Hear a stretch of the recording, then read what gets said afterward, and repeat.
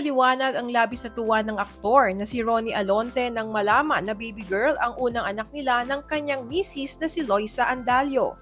Ito ay matapos ang kanilang intimate gender reveal party na dinaluhan ng mga piling kaibigan at kapwa celebrities.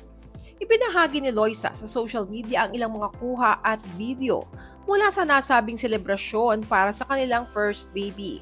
Sa naturang okasyon, kinumpirma ng Pink Details ang gender ng sanggol na agad naghatid ng yakapan, ngiti at emosyonal na reaksyon mula sa celebrity couple.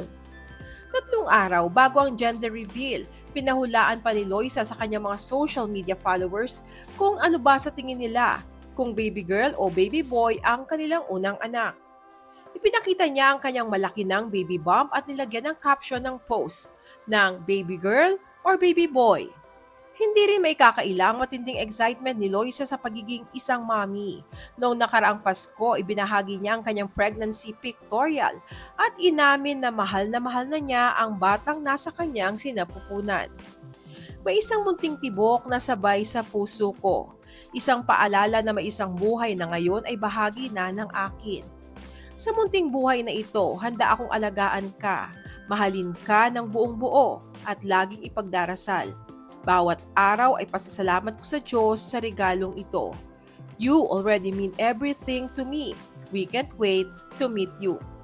Samantala, very much involved naman si Ronnie sa buong pregnancy journey ni Loisa. Bago pa man pumasok ang bagong taon, nagbahagi siya ng litrato na may caption, "Bagong taon, bagong tayo. Happy New Year sa inyong lahat."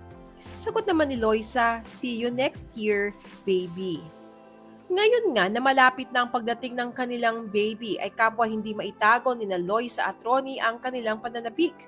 Kitang-kita sa kanilang reaksyon sa gender reveal ang sobra-sobrang saya nang makumpirma na baby girl ang kanilang panganay. Well, congratulations, Loisa and Ronnie!